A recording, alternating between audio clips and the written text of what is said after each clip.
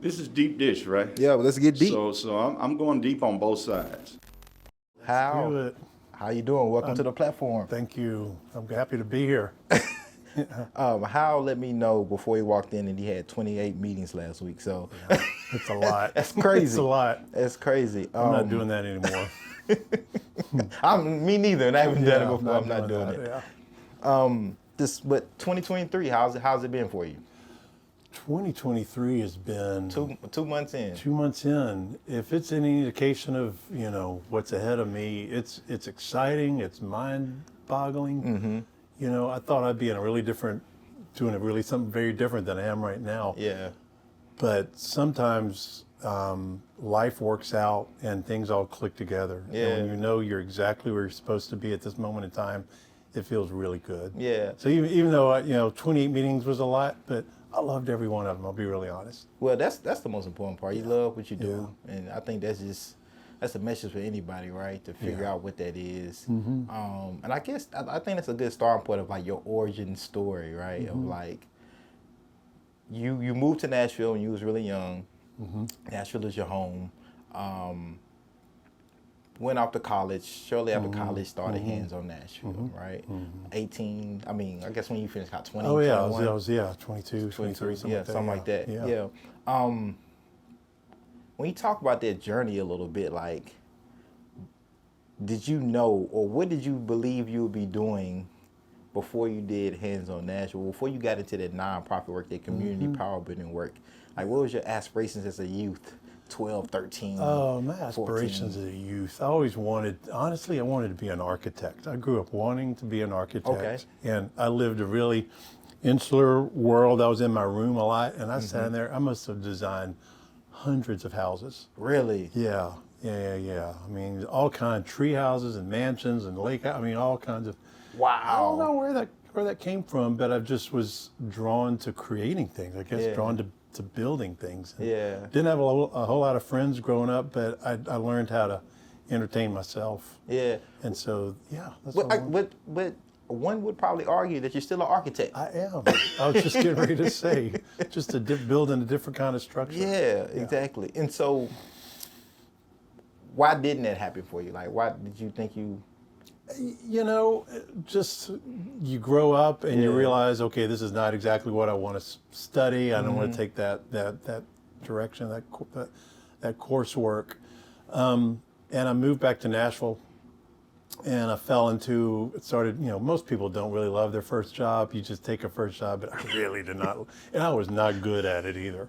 I was not good at it. And so I started looking for other things to do. And started looking for ways to volunteer. And it started with Meals on Wheels. Meals on Wheels. I would go out a couple days a week, and deliver Meals on Wheels, and I just fell in love with it. Wow. The people, I didn't want to, my 1 hour route would turn into 2.5, and then I'd get in trouble when I went back to work. And then I started telling my friends about it, and they were like, I want to do that. So what started with one meal route, for senior citizens, turned into Hands on Nashville, which 30-something years later is still going strong. And so, growing up in Nashville, were you ever inspired by some of those? Because we have a huge social change history here, right? Did you dabble in any of that? Did your parents talk to you a little about that growing up here in Nashville? They did not. We didn't talk about that when I was growing up in Nashville. And I'll be honest, when I went to a school. It was super faith-based, and Bible was required. All for I really wasn't that into it. But what I got into was when we went out and did service. The service part of it. The service part of it spoke to me. And it was always, I don't know. I had a really close relationship with my grandmother growing up. So anything that was involving seniors and hearing them out and letting them feel seen and heard, really that spoke to me, and I've started to identify my faith more with that than the dogmatic stuff that you learn in a classroom. Who were some of your inspirations, like growing up, or those people who maybe inspired you just through this whole journey, through this whole process? People that you could talk to, or even people that you studied or watched from afar? I'm going to be really honest with you. I didn't have many. I didn't have many heroes. Yeah. I didn't have many role models. Yeah. I was just, I mean, it sounds kind of sad now that I say it now, but I was just deeply lonely and trying to find something, you know, where I would get to get out of my own head. Why did you feel lonely? Like, You know, I'll be honest, my whole life I feel like I've never really fit. I mean, never belonged. I can fit in anywhere. Yeah. You drop me any room in this town and I'll fit in. right. But very few places I ever felt like I belonged. And so we didn't really look at a lot of, you know, history of the civil rights movement or anything that happened in Nashville. I was so insulated and cut off from that. And it was years later till I discovered, Right. you know, the richness and the history in this town. But it was just a desire to create a sense of belonging for myself that fueled it. When did you find that sense of belonging? How old were you? You know what? It was when I started Hands on Nashville. Okay. Honestly, it was. I started like Cultivated your own. cultivate my own. I Yeah. found my own tribe of people that there's more than just getting up and going to work and then meeting your friends for drinks after work and then hanging out and sleeping on the weekend. There's more to life than that. So I just started slowly, one by one, finding these folks, and then it just exposed me to this whole other world in this sector that I didn't know existed. I mean, I had a very charity mindset, but I didn't understand much beyond that. So you got to give us like a story or two about being 23 years old, starting a whole nonprofit. I didn't know what a nonprofit was. I didn't know, and I went into, you know, meeting with, I remember going in with the head of United Way, didn't know who I was. Right. And a couple of big funders, you know, and most people tell me, you don't know what you're doing. We already have organizations that do this, you know. You don't need to start anything new. Just go partner with something that already exists. But I tried to find something that already exists, and it wasn't out there. So I just dug in, you know. I ran it from my bedroom. I had an answering machine. There were no cell phones. There were no fax. It was just, you know, just doing it. And I wrote to a bunch of people. I remember one person wrote back and gave me $500. Wow. Oh, we got this now. We're set. Right. And we jumped in there, and thank goodness I didn't know. You probably wouldn't have done it. I wouldn't have done it because there were no Center for Nonprofit Management. None of that existed. You just jumped out there and did it. But that's the way it was meant to be. How was that landscape for people who weren't born then or just living in Nashville, right? So just give you some perspective. I was born in 1990, and I know you started Hands on Nashville in 91. Yeah. Oh, And man. No. Okay. You had to say that, didn't you? I couldn't wait to say it. But to give it like perspective, what did that world look like in Nashville during that time? Especially because this was a grassroots movement. You know what? Well, and it was the late 80s, you know, and Nashville was still, but downtown, especially where I worked, it was mostly parking lots. You know, this was, you know, Bill Boner was mayor. This was just a whole other era. Right.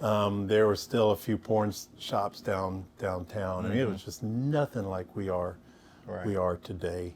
And it was I don't know, it's just really small-minded, you know, but it was easy to get meetings with people. Yeah. You know, it was easy to get around. It was easy to find folks. Yeah. So it was actually, you know, didn't mind it in hindsight. And I think that's one of the things, I can't remember Chris's last name, the president of First Bank, Chris. Can't remember Chris's last name. Oh. This is bad. I should know. But but I was just in a meeting with him at the chamber with Leadership Connect, and he said one of the things that it still kind of resonates today. He was like, you know, Nashville has always been a place where you could pretty much get meetings with people, heads of organizations and companies. He said that's one thing that hasn't changed, which, you know, kind of speaks to that hospitality of Nashville and just kind of the soul that I hope never leaves, but, you know, like. Absolutely, yeah. People met with this 23-year-old who had an idea. You know, usually I was in there 15 minutes, but I got to see him. Yeah. And honestly, it's one of the reasons I'm bending over backwards to meet with everybody who wants to call me. That's what we're supposed to do here. Yeah, you know? Entrepreneurship, leadership. What does that mean to you, being an entrepreneur? Being an entrepreneur means to me that I've been my happiest, and I feel like I've been my most successful as an entrepreneur when I fell in love with a problem. Okay. It's not about the solution. It's falling in love with the problem. And then studying it and learning as much about that problem as you can. And recognizing that your solution may not be the best one out there, you know, and studying and finding others. So, yeah, it is. I think it's also, you know, entrepreneurs, in my mind, especially in the social world, you got to have an equal amount of confidence and humility. Yeah. Confidence that I can do this, that we can do this, but also humility that I may not have the right answer or the best answer, particularly when you're dealing with social issues where I don't have the lived experience that the youth at Oasis had or the women at Thistle Farms had or anybody else. So it's learning from them, letting them tell me what we need, and then we work on it together. Speaking of like Thistle Farms, the Oasis Center, being in these organizations, what are some of the takeaways from that? You know, especially being a white man, you know, trying to build power within these communities, with Thistle Farms with women, with the Oasis with community in general, particularly youth, men, and so. When I look back, so at 2001, I left the corporate world. I was living in London at the time. Okay. I knew it was time to come home. I got a call from a foundation leader, a guy named Pete Bird, who's been a mentor for my whole life, saying there's this job at Oasis Center. Would you consider it? And something just inside of me pinged and said, you got to at least go talk to him, for reasons I couldn't explain to anybody else, but I just had to do. And I'll be honest, Jerome, I'm embarrassed now that I went there thinking I'm going to go in there and I'm going to give back. I'm going to make a difference. I'm going to blank, you know. When it ended up being the opposite, you know, I think too many people, and I put myself in that camp, you know, 25 years ago. We went to the margins to make a difference. Right. What I got there is I went to the margins and I found out that people on the margins made me different. Yeah. And I could never go back. I could never unsee, unhear, unlearn. You know, it just changed something deeply in me. What were some of those things, I guess, it comes to the top of your mind about working with those communities, working with those people, serving, being in a relationship like that you learned about yourself, that you didn't know, or that you were made aware of, that you just had no idea, especially around just social issues? I think, you know, this whole notion, I was growing up like everybody should be able to pull themselves up by their bootstraps and do it. Yeah. And getting in there and realizing, okay, what if you don't have boots? Yeah. And so it was just, it's embarrassing to say that I was 33, 34 years old when I started becoming aware of like, dang, I have so got it wrong. And so going into working closely in schools like Stratford and Hunters Lane and Whites Creek and others, or getting out on the streets where women walked. I mean, I learned so much, and I learned just how smart and resilient and tough they are, and how much they have to teach me and all of us about how change happens and how it doesn't. What was some of those like initial conversations like when you was kind of being awakened, right?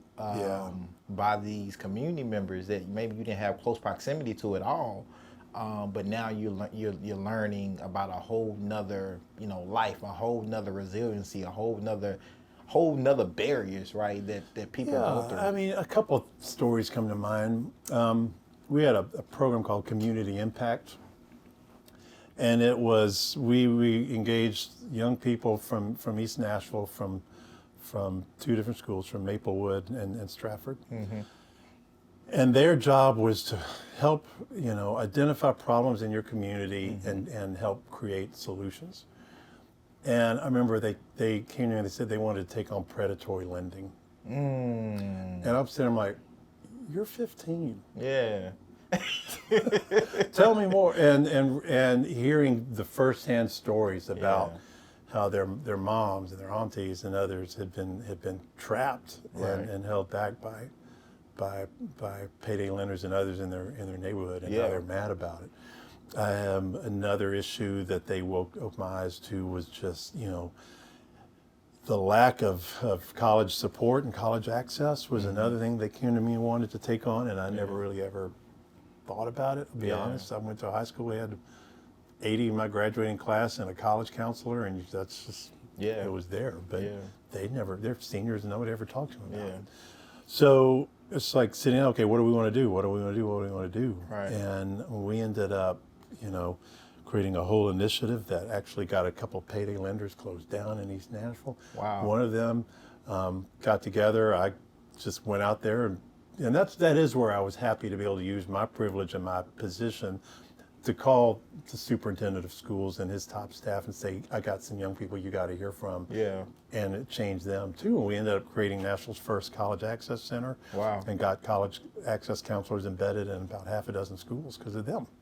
Did you ever think about like privilege or whiteness or any of that like prior? No, I didn't. Again, like I said, I'm embarrassed to say it was until I got to Oasis Center. I grew up a very homogenous, insular world. There had a neighbor across the street who was Jewish. That was about it.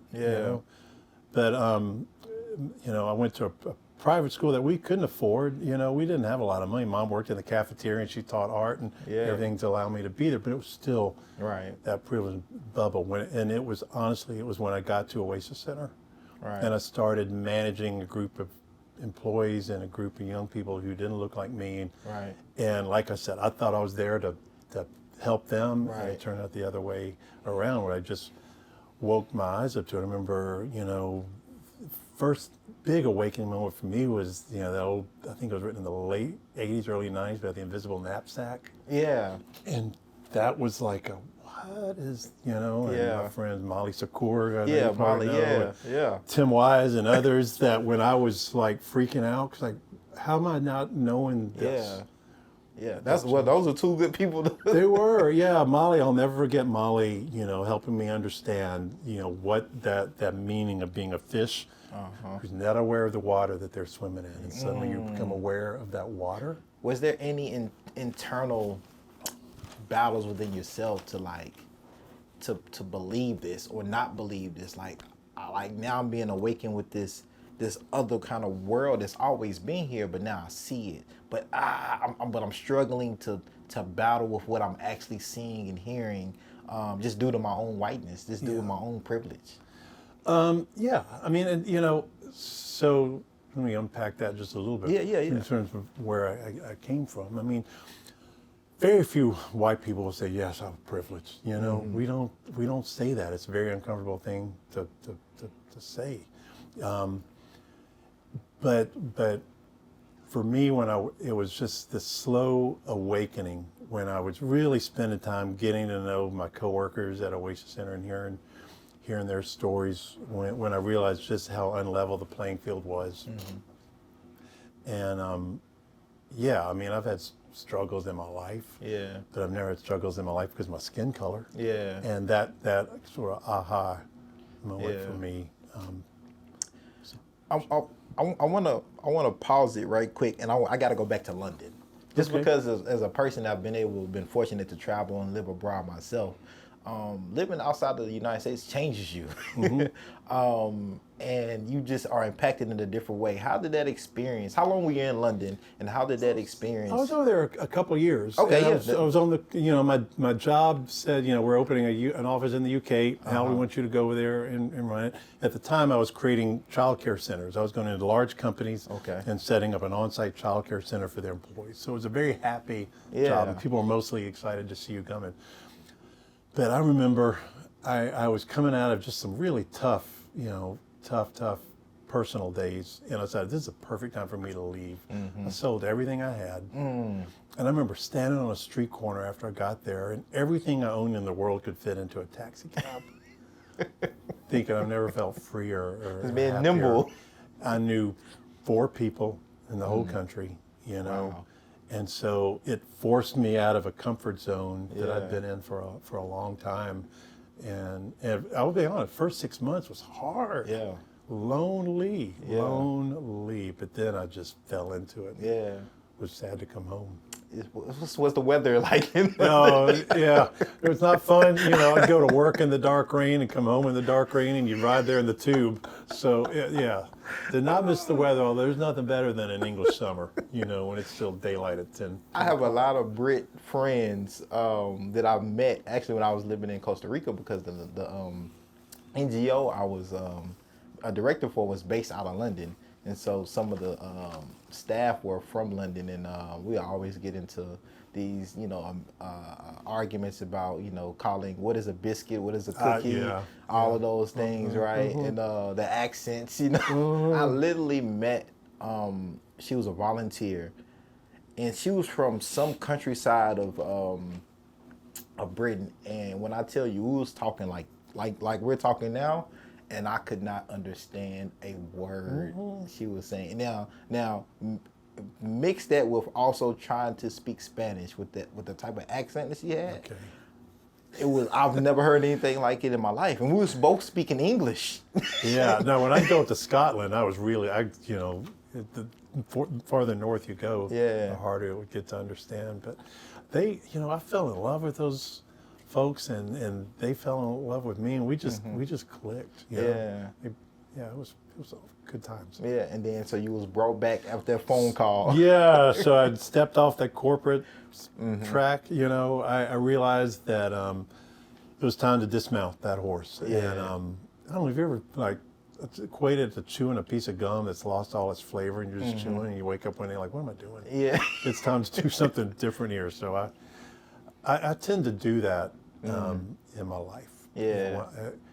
Know when it's time to move on. Yeah. Well, you moved on. You hit Hands on Nashville, and then you had Thistle Farms and Oasis Center, like you, which I think speaks to like your leadership and understanding that, hey, I'm not meant to be here forever and do this and run this forever. Is like, let me help other people and build other people to do what I do, and even do it better, possibly. Absolutely. I hope definitely do it better. I mean, I think one of the most important attributes a leader can have is knowing when it's time to move on. I've done what you asked me to do. Right. I'm going to move on and let someone else come in and take it to the next level. Most people are afraid to let go, especially in the nonprofit sector, because we get so wrapped up in this title and this identity and what we know that we don't recognize it. It's time to pass it on. I gotta get your thoughts on this. Being a white man in nonprofit, most nonprofits are ran by just white people in general that are usually serving or trying to build with black, brown, poor folks, right?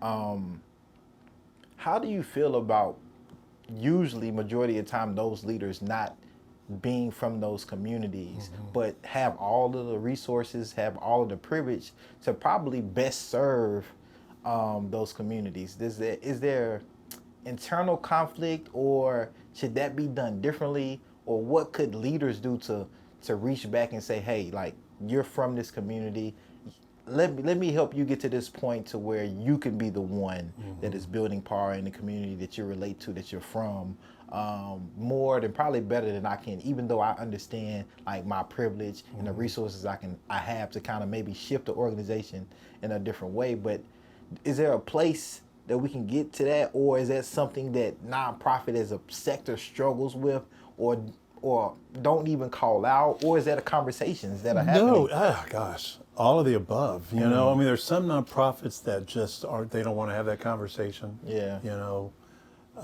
They may talk a little bit about equity, but they don't want to rock their boat. What does that mean to you? Because we in this diversity, inclusion, equity kind of era, right? That's on everybody's website. That's on everybody's going through that training. But like, what does that really mean to you, and what does that look like to you? What should that look like to you? So what it should look like to me, it is about we're doing everything we possibly can, like I said, Melanie, to level the playing field. Yeah. So that everybody has an equal shot. And it's not, I remember a young person at Oasis Center many years ago taught me her definition of equity. It's not everybody having the same thing, it's everybody having what they need.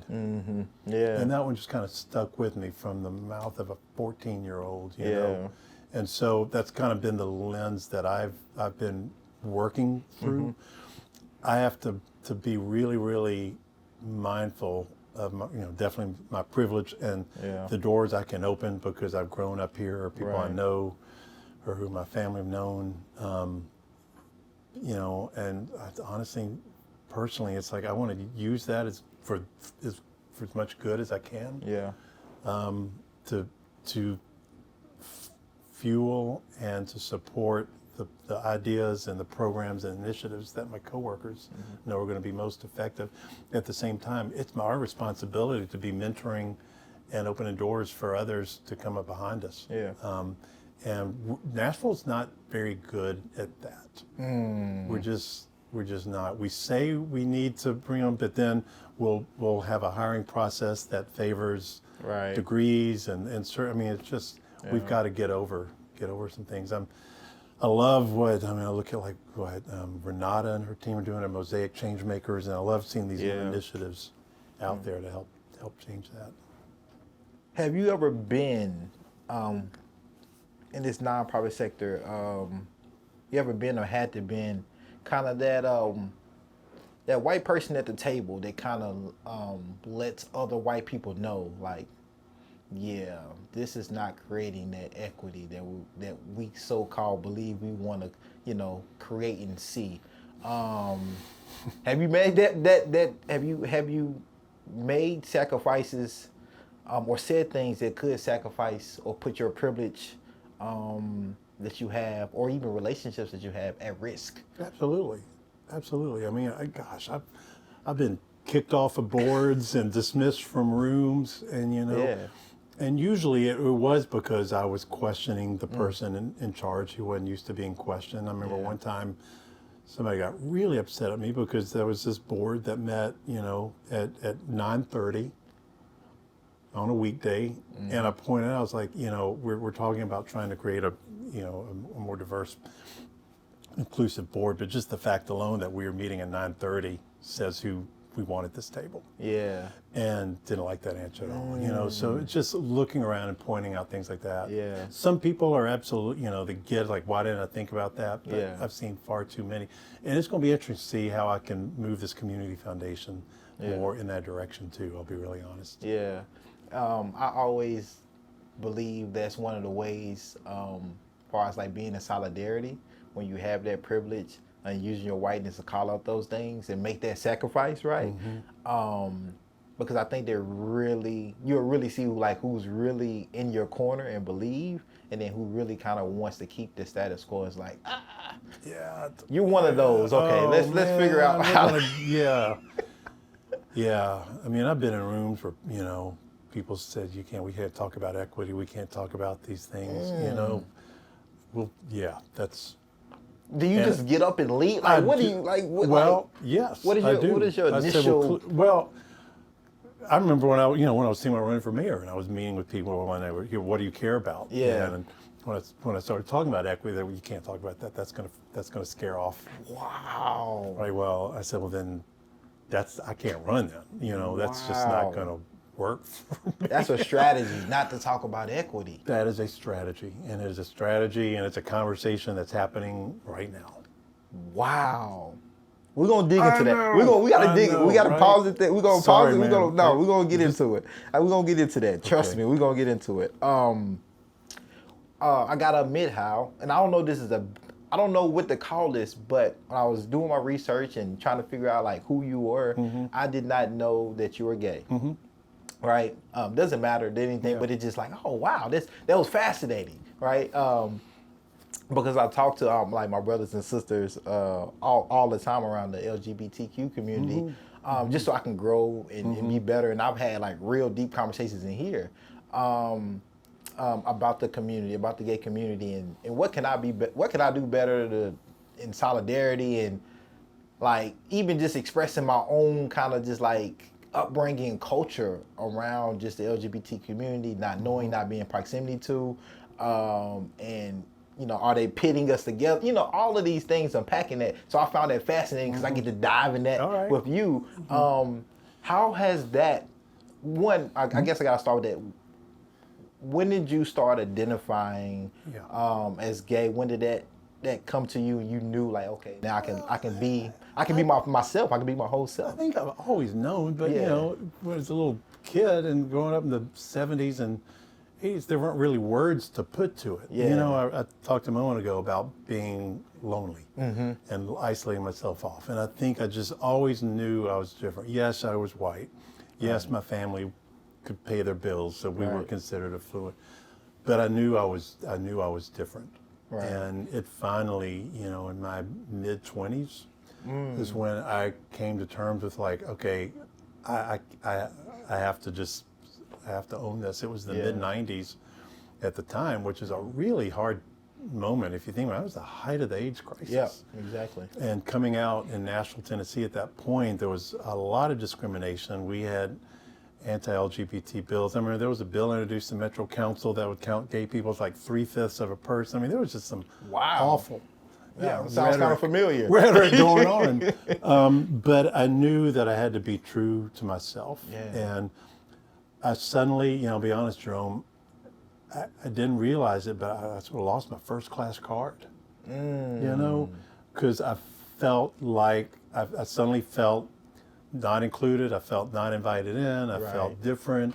Yeah. All of those things that I had never had to come face to face with before. Now I'm not naive. I can cover. I'm I'm cisgender white male. I mean, I can pass all day long. Yeah. But I still am different, and I think that coming out experience only fueled the fire in me even more so to do the work that I'm doing today. What was your support system like around that when you did come out? Not much, because I mean, I was, you know, most people had me like, when's he gonna get married? And I was in a. They already had your script written. They already for had you. the script. Yeah. They already had the script, including my parents. You know. Yeah. So there was very little support system. I didn't know any gay people. Yeah. I just knew I was different. Right. And in hindsight, I'm so grateful. I'm so grateful that I had the courage to do that. Yeah, for sure. And I started finding my world, and I'll be honest, I've never still, like, I don't like going to big gay events because I don't really always identify, that's not who I am, you know? That's part of who I am. Right, exactly. But, you know, and I've been very involved super involved in Nashville Cares in the 90s, and I'm founding board member of Inclusive Tennessee today, so it's still important to me. Right. What is pride and all that mean to you today? Like, I had Joseph Clark on here from Just Us, Oasis, and you know, he really broke it down for me of like, you know, what that means and pride and you know, that whole being really welcome and not just tolerated, right? What is that? How do you view that pride movement today? You know, especially since, you know, the 90s and you know, things have gotten, you know, progressive, and I put that in quotation marks. Oh yeah. Because, you know, there's still, you know, there's still community members that have, you know, biases and discriminatory. Yes, our trans community, for example, exactly. is facing the same level of discrimination the gay community faced in the 90s, where it's just demonized and put over there and just, you know. And we don't live in the, you know, most progressive state when it comes to policies and bills. When it comes to progressive, those. actually. So, you know, if you want 50 out of 50, here we go. And so, like. So pride, what does pride mean to me? You know, I never really thought about that, but I will, what it definitely means, you know, not being willing to hide who I am for anybody just because it may make you feel uncomfortable. Right, yeah. It means looking around and at this beautiful, vibrant community and everything that they have to contribute. Yeah. And make our city better and more colorful and more interesting. You know, I remember my very first Pride event I ever went to. It was, you know, a couple of picnic tables in Centennial Park. Yeah. And now it's the whole city rallies. And what I love it when I talk to my nieces and nephews, you know, they can't even, they don't care. Yeah. They don't care. Yeah, I mean, I was with my nephew a couple of days ago. Yeah, we have trans students in my school. We don't care. Yeah, like live your best life, and it's not like, you know, it's affecting my lifestyle. And that's the thing that gets me. about trans, gay, lesbian, non-binary. It's like you can have your beliefs, you can have, your own kind of internal philosophy around things, but it's like, what is that person actually doing that is going to affect how you live your life and who you love, who you're going to be with, and like that's what I don't understand a lot of times, to the point to where we having bills and policy passed. Right. And they're all, they'll say it's to protect the children, but it's not. That's a smokescreen. And I will never, for the life of me, Joe, I'll never understand why we are so afraid of people whose lives we don't understand.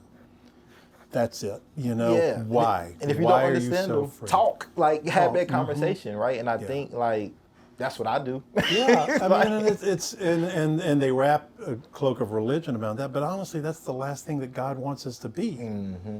Is otherness. Yeah, did that religious aspect weigh on you a little bit growing up in a heavily faith school and household? Yeah. Yes. Yeah. It did. It did. It did. Because I was all the Leviticus verses quoted to me, and I remember one time I was at my church and somebody preached a sermon on Hal the homosexual. Wow. And I knew they were talking to me. Wow. And I never went back. I'm finna say, do you still? I never went back. Wow. Yeah. And it was a love the sinner, hate the sin kind of thing, but it was still horrific. So you lost that first class. Yeah. You lost that first. I'm pretty sure now, within the LGBTQ plus community, that you have to be a beacon of just motivation and inspiration, because you're doing what you want to do, you're building community, and it's somebody in proximity that people can see that may be doing things that they may want to do, and say, hey, you can be and do kind of whatever you want to do, and get to that point being your complete, whole, healthy self. Yeah. And then you can call Hal up and just and talk to you about it. You know what my favorite are? My friends whose kids are coming out. And they'll say, you helped me be prepared for this when I never thought I would. And those are the moments that I feel, just teary and weepy, because I know I helped change their mom or dad. Yeah. And that kid's life is going to be a lot easier than mine was. Yeah, especially when you had that parental support. Because a lot of times from the conversations I've had, that be the biggest worry. Mm-hmm. It's like, how's my mom or my dad, who you probably already witnessed has some type of homophobic mindset, or have comments, whether it's something that they watched on TV or something that, somebody else that came out in the community, and not knowing that, they have a daughter or son that is also a part of the community. And now you have to balance with that. It's just, it's unfortunate, but, And we do live in a very, very different time for people who look like me. Yeah. Our trans brothers and sisters, not at all.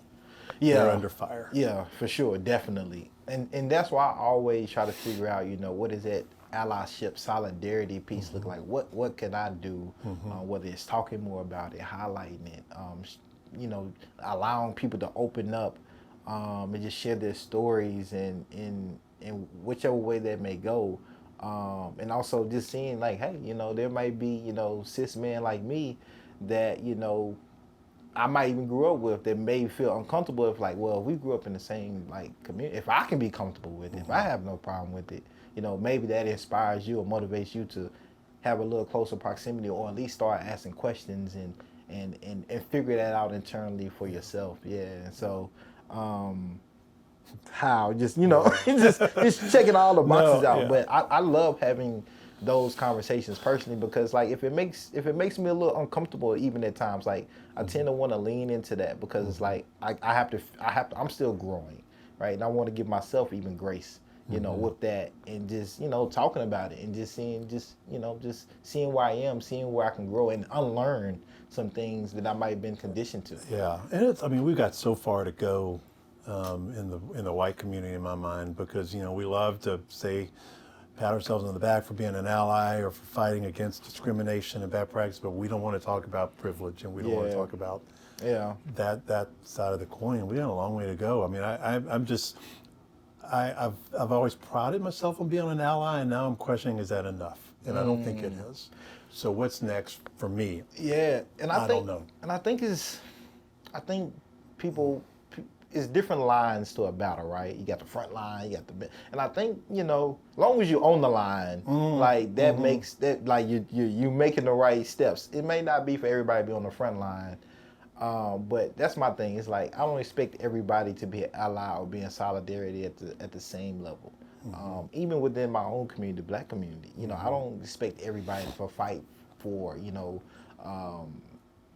fight against anti-blackness the same way I might fight against it, or just fight for just black rights, or whatever it may be around blackness, because I understand everybody's comfort level is different, everybody's tools that they have and resources are different. So it's like whatever you have to use to be an ally, even if you can just go support businesses that may identify with the gay community, or maybe gay owned or black owned. Like if that's where it starts for you, do it. And it just and that's my thing. And so don't be too hard on yourself. Okay. don't be too hard on yourself. But just you acknowledging that is enough that lets me know, and others I'm sure, that you're thinking about it. You're trying to figure that out. And what more could you ask from a person? Like, long as they're thinking about it and it's on their mind. Some people don't think about it at all. Some people just go through life and don't worry, don't care, because it doesn't affect them, in any type of way, form, or fashion. Yeah. And so don't be too hard on yourself, Hal. Yeah, all for sure. Yeah, no. I'm my own worst critic my whole life. I always have been. Hey, that's okay. That's okay, because we usually going to be hard on ourselves than others may be. And if we can take it from ourselves, we can take it from others. Yeah. Now you brought it up earlier, but we this Mayoral campaign thing, right? This thing, and I know this is going to be probably the most exciting part for a lot of people listening to this. After everything we just gave them, this might be the most exciting part. But, planning on running for mayor here in Nashville. Let's start with there. What inspired you? And let me give you this quote, because I remember I talked to you. So this was for readers to know. And so Hal was interviewed in 2014 on February 2nd. In the Nashville Guru, and the question was, what's one thing you want people to know about you as a person aside from your business? Hal responded, "I'd love to run for public office one day." That was a quote. So here we are. I forgot I said that. Here you out are, loud. I mean, I've been saying it in my head for almost a decade later, almost 10 years later, right? Yeah. Something that you apparently always wanted to do. Where did that come from? Why did you believe public office was something that you want to be in? I think, I saw when I got into the nonprofit world and worked closely with the mayor's office back, in my early Oasis Center days, and I just saw how much opportunity that office holds. Yeah. To convene people, to have hard conversations, and to set a new course for education, just pick it. And I thought, that's where change happens. I loved doing what I was doing every single day and helping young people overcome obstacles. But I knew I was, proverbial pulling the kids out of the water. Yeah. And something like a mayor, or any kind of higher elected public office, especially I think at a municipal level, right? You can get upstream in a way that you can't running a nonprofit. So I had a lot of respect for Dean and the work with him, and that's where that seed was planted. And so, when did you know that you was going to run? I about a year or two ago, I woke up, honestly, I was like looking around Nashville. Like, what is happening? Who are we now? Yeah. When did this happen? Yeah. When did it suddenly become such a challenge to live here for all of us. Yeah.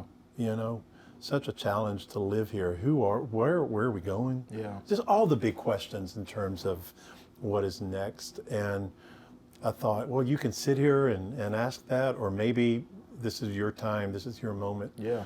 And several friends, you know, it always starts with a friend.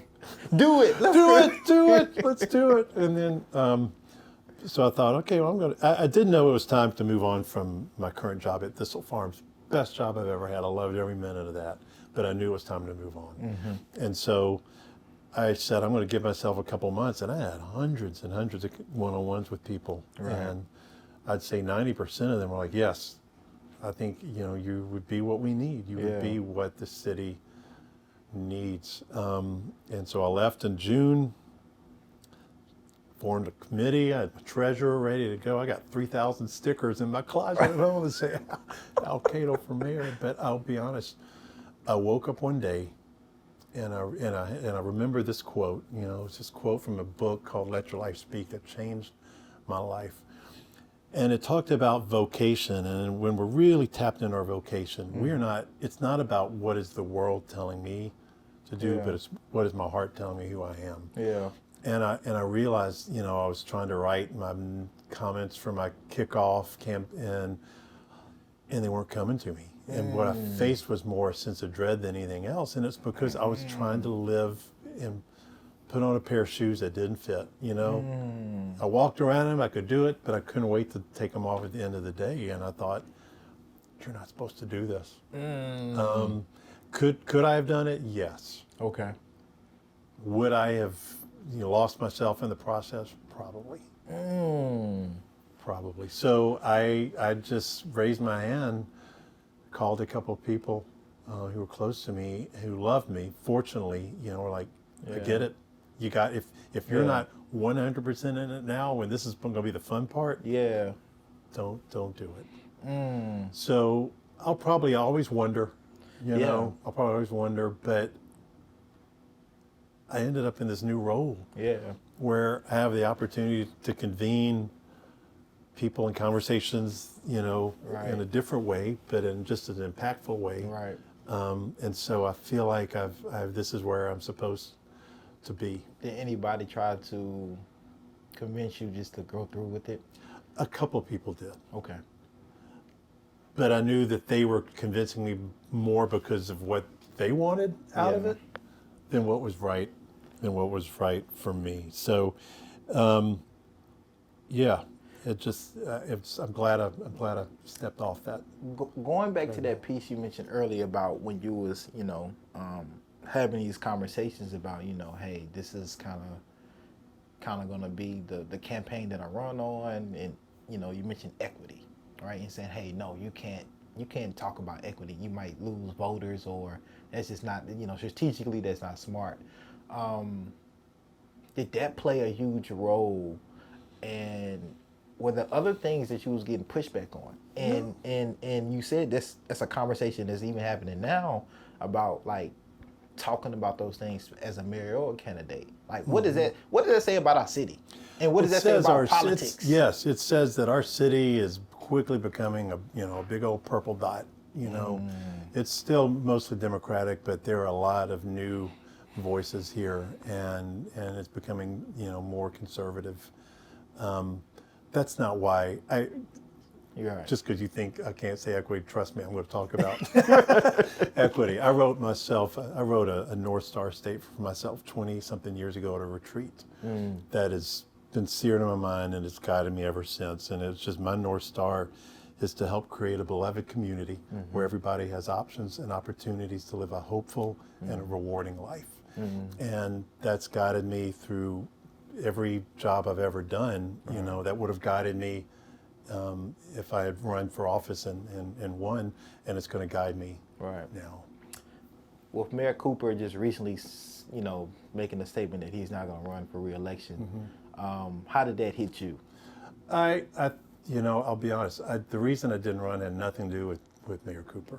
Okay. You know, it had to do with the way I want to live my life. And I don't want to wake up every single day and live a life of strife. Right. where who's coming at me and how am I going to position this and position that. Yeah. Walk into a room wondering which half of the room hates me. Yeah. All those things, that's the reality of it. comes That's just with it. not how I want, that comes with it. That's Yeah. not how I want to live. I know Mayor Cooper, that had to be a hard decision for him, and I appreciate, he led Nashville through a hard time. Yeah, for He sure. really did, yeah.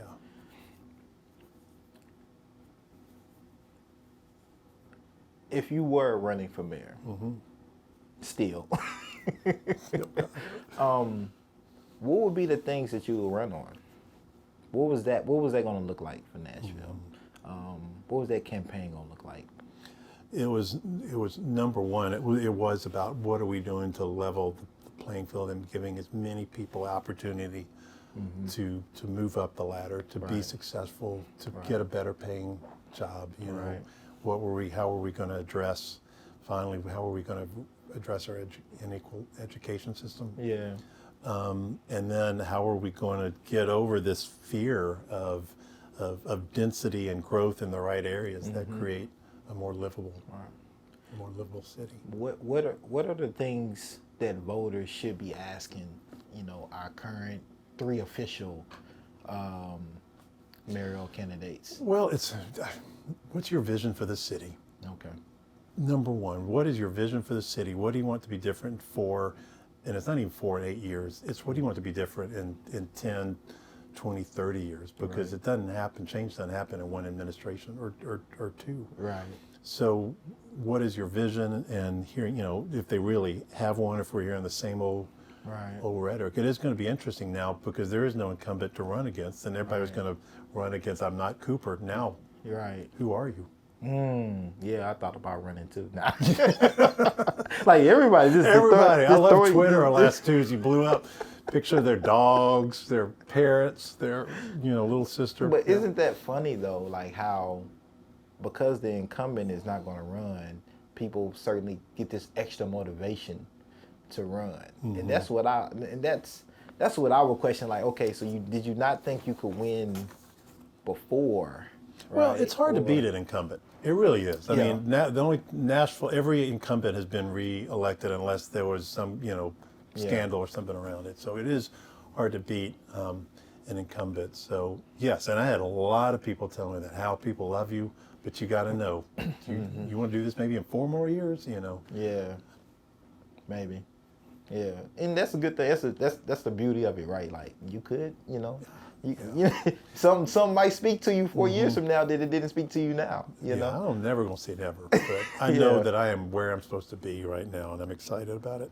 What are your thoughts on the natural growth and also what is preservation? Kind of mean into that. So I'm I try not to be one of those people that romanticizes, the quote good old days, whenever that was, because it was never good for everybody. Right. We have to remember that.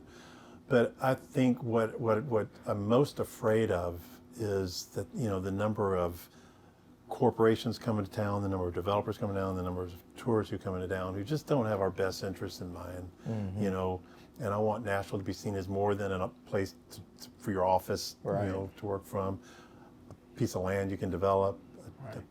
Downtown can be your playground. It's how are you going to become part of the civic conversation? Yeah. And know what's funny about those conversations? Usually the mayor I know. is a part of those things. And so as I'm hearing you, talk about these things, I'm like I get a sense of what you were going to be saying in those rooms and kind of the vision that you kind of had, but now you took in that opportunity away from potential voters. Not to say that the other mayoral candidates won't have that similar vision, but hearing that, how would that make you feel, right? If we get a mayoral candidate that goes against all the things that possibly that you were going to run on, or that you probably would have handled differently, for Nashville. Yeah. I don't know, Jerome. I never really thought about that. I just, I do know the 3 who are running now, and I'm friends with all 3 of them, and I like all of them, and I do think that they're not going to bring some rogue vision up in there. It'll be interesting to see who does a better job of articulating it. And there are going to be others who jump in. I don't think that Nashville and I don't think that our electorate is going to get behind someone whose values and whose vision and whose background is going to be way out there from what we all want and what we want to see this city become. I think we know that this is just we're at a moment of reckoning, you know, about who we are and what we value and what are our values and all of that. Speak back on the values, the sinking sand and sinking and the rock, and you was saying that you're looking for that rock. Yeah, I think a lot of us are looking for that rock right now. That rock that really, what are the values that make Nashville, that make this a place where people want to live, not just come and play, not do business, not build, but drop anchor and become a part of the civic conversation. And we're not talking about that so much. You Google NashvilleValues.com and you know what's going to come up? A website that says, how much is my home worth? Wow. That says it all right there. Yeah. We need to change that. Yeah. I got to ask you again, any mayoral candidate No. that you lean into? No. Right I'm not going there. It's too soon. There are others that are going to jump in. And honestly, I haven't heard enough from any of them about what is your vision. I know why you want to run, but what is your vision for the city? I think that'll start in April. April. Yeah. Well, and honestly, nobody's paying attention right now. There's a small group of insiders and our little Twitterati that are thinking about it, but most people have no idea there's a mayoral election coming up. That's crazy. I know. Now, hopefully they'll start paying attention. Usually they start paying attention in June. Yeah. When the yard signs and the ads start appearing. Yeah. Because early voting is in June, though, right? Well, election's in August, so early voting will start in July. July. Yeah. Okay. Yeah. Seems like that's a little too. It's going to be here before you know it. Yeah, for sure. Yep. So, but and I'm already lined up to have all of them on here, sitting where you sitting. All right, good. Yeah. Oh yeah.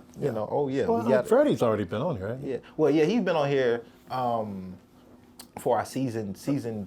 I thought I'd heard him one time. Yeah. He was on here, but he hasn't been in this seat though. Okay. He hasn't been in this seat. Matt hasn't been on at all. Sharon hasn't been on at all, and so whoever else. Yeah. So it's gonna be real interesting. And I believe this is one of the kind of stronger platforms for candidates to come on and really unpack Absolutely. What that vision is, and then going back, really especially for people who's new to Nashville. Right? I want to see candidates get vulnerable. Yeah. And that happens in this room. Yeah, You got something on these walls. But no, and I think that's what we all want to see, and I think it's one thing to go to a forum, and you have a minute or two to respond, and if you're a great speaker and you kind of already know, most people could do that, even if you've never been in politics before, most people can be trained, and if you work at it, to kind of respond readinessly and have a good response to things. But it's a little different when you sit down with somebody who's also did the work, or maybe even possibly worked with you, but you have an hour and maybe 30 minutes and we're gonna unpack everything, and that camera is different than reading your words in an article, absolutely, or a snippet or a soundbite. When people dedicate an hour and 15 to listening to, and you can't take it back. Once you say it, once you put that out there, it's done. It ain't no cutting, it ain't no editing. It's all going out. And so I think listeners appreciate that, and I think candidates appreciate that too, because it's no curveballs. You're gonna know exactly what's coming, and the platform, and so I'm excited. Yeah, I'm excited. I look forward to listening. Yeah, to these. For sure. I'm excited to this sit is down. Gonna be better than any forum. Trust me. For sure, definitely. Deep dish forum. Deep dish forum. let's do it. Let's make it happen. So what should Nashville look like in 10 to 20 years? What should it look like? And you know this, living abroad, transportation. We gotta do something expeditiously, so we can have it in 10 or maybe 15 years after all of the construction is finished. But what is that? I mean, What does that look like for you? I want Nashville, I think in 15, 20 years, Nashville needs to be much more dense than it is. We've got to get over this single family zoning land that we live in, Yeah. and create more density, and because neighborhoods where you can walk Yeah. to places where transit is available, because we're just so spread out, Right. and we keep building. We'll call it affordable housing, but we'll put it down a dirt road in the back of Antioch. Yeah. But then nobody, we're never going to get transit out there. Yeah. So just better vision for how we want to build. I think more opportunities for adults, especially, to gain skills and that are going to help them get these good jobs that are coming to town. Yeah. What's your thoughts on the stadium? I get it. I get it why they want a new stadium. I get it why it would be nice to have what they've envisioned. It's just such an expensive ticket, and I wish that there was a way that, like other cities, where it could be funded much more with private dollars than it is now. But I also, who I thought had the best explanation was Zulfat. And if you didn't read Zulfat's explanation why she voted the way she did, do it, because I think it represented a lot how I feel. And that, I don't like us being on the hook for the expenses that we're on the hook for. Yeah. And hopefully it's, what I really hope is that the stadium is not an either or. We can have a both and. Yeah. That's the thing. I think it should be a both and, but I'm actually gonna have an opportunity on February 20th to talk to the CEO of the Titans. Oh, cool. About in the stadium is gonna be one of them things. So Burke, get ready. Burke, and I don't. It's interesting. Everybody, that was the first thing they said when they found out Cooper wasn't running. Is what's this going to mean for the East Bank and the stadium? And we'll see. Yeah. Well, that'll be up to the next mayor, whoever they may be. Whoever he or she may be. Yeah, whoever he or she may be. So you got it, went into the now the CEO of the Community Foundation of Middle Tennessee. What does that mean for you? Oh, man. I'm so excited about this job. I'm going to just be honest with you, because I have such a different appreciation and a different view of what community is and what it means to be a part of community. I don't ever, everybody who says, oh, look at you, the way you can give back to your community. And I'm like, no, I don't give back to the community. It's not like I give back to my spouse or give back to my mother or I give back. I want to be in relationship with community. And so, I'm a big believer, and I mentioned a moment ago, every day we can wake up, are we going to be on a little raft or a big raft? What's the choice? And I want to be on that bigger raft where we are getting to know one another and we're talking about what do we want to create together. Yeah. And I think I can do that through this community foundation that we're going to be changing a lot. The most important word in our name is not going to be foundation, it is going to be community. Yeah. And my goal is to use that foundation as a way to bring people together, to truly build trust, to talk about how we can create a better solution for whatever problem, and make sure that philanthropy is at the table with them in a cool way. Yeah, I think that's one of the things I try to encourage with this is people to explore community, right? Because I think we don't do enough exploring, and that's how I see myself. That's why I have these conversations, because I want to explore humanities, right? Because one, I like being able to live abroad really was a catalyst for that. It's like, man, shit, like how much do I really know about my own city? How much have I been locked into my own kind of social bubble growing up here in North Nashville, right? Now let me break away from that. Let me talk to other people and invite community in to maybe also listen and get to know people they maybe think they can't talk to.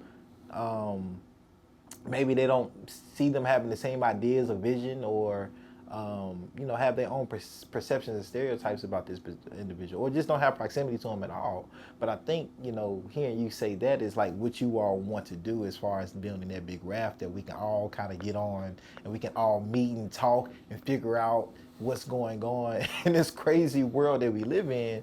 but also unique, and it can be fruitful, and it can be just, a lot of happiness and joy. Yeah, and we're just so bad at it Oh, we right just- now. I we're mean, this bad. town, it's this world we live in. And sometimes I get so frustrated with Nashville because we're just not good at bringing people onto the big raft in a way that's respectful and builds trust. I talked a moment ago about my North Star statement talks about that beloved community, and I've had a couple of people say it's too woo-woo, you can't say that, Yeah. but to me, we may never get there, Right. but I sure want to be on the journey Right. to it. Gotta try. With good people like you. Yeah, like, and you can't do it alone. You won't do it alone, and that's the thing. Like finding people that have that same vision, and understand like the bigger picture. And again, I'm going to be watching this mayoral election for the Yeah. people who say I and the people who say we, because I alone can fix it. I alone can do this. It's Right. like, Yeah. that's not going to work. It's what do we want to do together? Yeah. Yeah. This gonna be interesting. But I think we all gotta be. We all gotta be asking those tough questions to our mayoral candidates, but we all gotta also be asking those tough questions to ourselves. Yeah. It's like, what actually do we really want? Do we really want each other to have easy access to each other's community, or do we like being diversely segregated? Yeah. Do we do we enjoy that? Do we really want to have the opportunity for all of our kids to go to the same schools, or do we want to keep it? I'm gonna send my child. I'm gonna live in this neighborhood, but I'm gonna send my child to this particular school. Yeah. It's a moment of reckoning. And I've had friends say it's too late. Nashville's past the mark. We can't go back there. I refuse to believe that. Yeah, I don't believe that either. I refuse to believe I don't think nothing is never too late. No. I just think like we have to try, and that's the thing. If you don't try, then yeah, of course. But I think we have to try, and I think if you just look at all the emerging organizations that have happened over the last 5 years, that's a response to what is not happening. Yes. You have PATH, you have Gideon's Army, you have Black National Assembly. And it's have lived equity. experience. Yeah, It is lived like, experience stepping yeah. up and leading. And Yeah. that's what I want to get behind. That's what I want to fund. That's who Yeah. I want to support. That's who I Yeah. want to be in the room with. Yeah. Well, how I always let my guests have the last word. So if there's anything that we didn't touch on that you want to leave us with, that you want to just extrapolate, unpack even more, we have time. I want to leave that up to you. I think I'm good. We've covered a lot. I think the most powerful question anyone, ever asked me, the notion they ever talked to me was truly around the theme of vocation. And there's this beautiful definition of vocation as that place where the heart's deep gladness meets the world's deep need. And examining how we're living in that spot, all of us. Yeah. I think we'd be in a different time and place than we are right now. Yeah. Yeah. Hal Cato. Thank you, I Joe. appreciate this I conversation. loved it. I've been looking forward to this. Yeah, me too. Thank you. Yeah, me too. And You're a we gotta good do a man. part 2. Okay. Sooner than later. Maybe after the Mayoral campaign. Yeah. Get your thoughts in. Okay. But Hal, thank you. I appreciate it. Thank you. Give you your flowers. We like to give people flowers on this show for just everything that you've done for community, for Nashville, and then continuing to do, but just not stopping, Yeah. right? And being in a relationship with community, unlearning and learning, and being vulnerable, and just knowing like, hey, I'm growing too. So I really appreciate that personally, but I know Nashvilleians appreciate that too. So thank you. Okay, you're welcome. All right, man. Thanks.